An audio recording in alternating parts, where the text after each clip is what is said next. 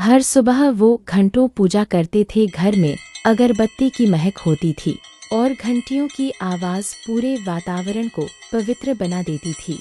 राहुल, उनका बेटा, बचपन से यही देखता आ रहा था, लेकिन अब बड़ा हो गया था और उसे कुछ खटकने लगा था। पापा पूजा तो रोज करते हैं, फिर छोटी छोटी बातों पर गुस्सा क्यों करते हैं?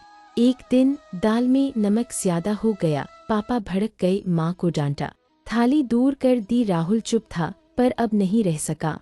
पापा, आप रोज भगवान से शांति मांगते हैं, पर सबसे ज्यादा अशांत तो आप ही रहते हैं। उस दिन पहली बार पिता कुछ नहीं बोले। इस कहानी जैसा दृश्य हमारे हर घर में कहीं न कहीं होता है, लेकिन क्या श्री कृष्ण ने इसका समाधान बताया है? आइए सुनते हैं गीता के वो श्लोक जो इस मौन प्रश्न का उत्तर है। श्रीमद् भगवत गीता अध्याय 2 श्लोक 43।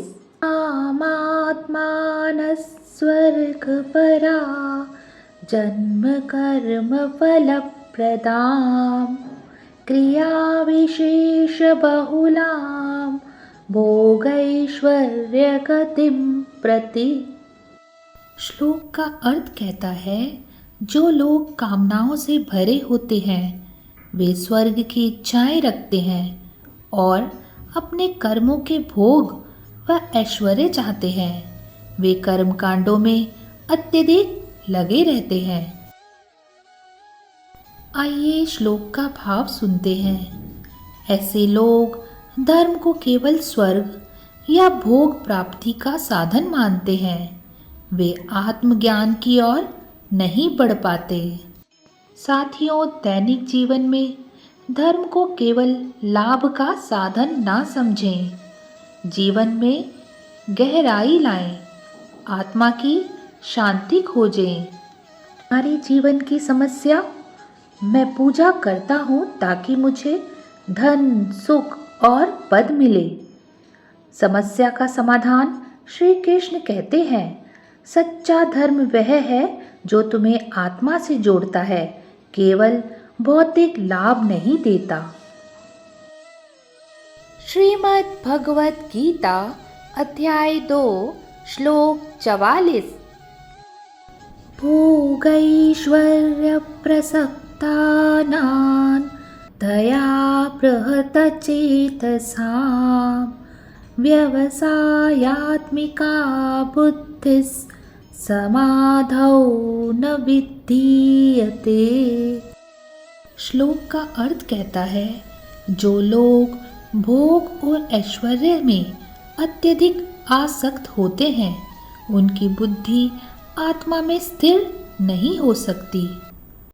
श्लोक का भाव कहता है, आत्मिक शांति के लिए मन को मोह और लालच से मुक्त करना आवश्यक है।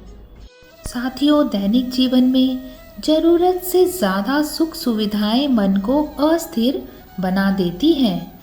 संयम और संतुलन से ही आत्मज्ञान संभव है। हमारे जीवन की समस्या, मन स्थिर नहीं रहता, साधना में मन नहीं लगता। इसका समाधान श्री कृष्ण कहते हैं, जब तक भोग की आसक्ति है तब तक ध्यान नहीं टिकेगा। पहले मोह को त्यागो।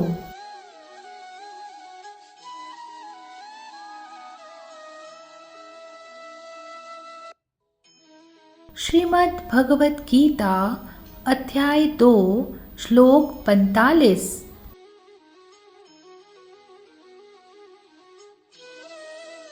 त्रैगुण विषया वेदा निस्त्रैगुणयो भवार्जुन निर्द्वन्द्वो नित्यसत्त्वस्थो निर्योगक्षेम आत्मवान।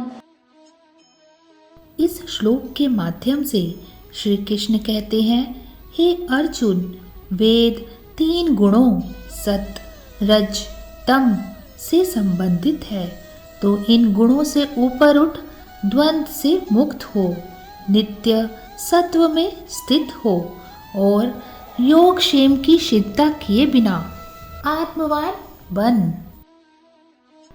श्लोक का भाव कहता है, वास्तविक शांति और मुक्ति के लिए हमें गुणों और द्वंद्वों से ऊपर उठना होगा। दैनिक जीवन में अच्छा बुरा, लाभ हानि, सर्दी गर्मी जैसे द्वंद्वों से ऊपर उठें। आत्मा पर केंद्रित रहें, ना कि केवल लाभ हानि पर। दोस्तों, हमारे जीवन की समस्या में बार बार परिस्थिति के अनुसार बदलता रहता हूँ। कभी गुस्सा, कभी डर। इसका समाधान श्री कृष्ण कहते हैं, जो सदा आत्मा में स्थित रहता है उसे ना द्वंद्व विचलित करता है, ना ही सुख दुख। आज के दिव्य श्लोकों के द्वारा श्री कृष्ण हमें भोग की दौड़ से बाहर लाकर आत्मा की ओर मोड़ते हैं। धर्म केवल क्रिया नहीं, चेतना का रूप है। अब समय है अपने जीवन को गहराई से देखने का, आत्मा से जुड़ने का। क्या आप तैयार हैं इस परिवर्तन के लिए? श्री कृष्ण की वाणी यहीं नहीं रुकती। अगले श्लोकों में वो हमें बताएंगे सच्चा योग क्या है, कर्म करते हुए मन को कैसे शांत रखें। अगर आप जीवन में स्थिरता और आनंद चाहते हैं तो अगला श्लोक जरूर सुनिए, क्योंकि असली ज्ञान अभी बाकी है। तो दोस्तों, अगर आपको यह वीडियो ज्ञानवर्धक लगा हो तो इसे लाइक करें। इस ज्ञान को दूसरे तक पहुंचाने के लिए वीडियो को शेयर करें।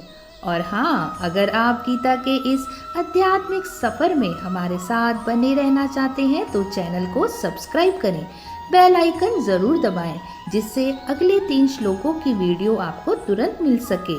सीखते रहें, समझते रहें, गीता के ज्ञान को अपने जीवन में अपनाते रहें। जय श्री कृष्ण।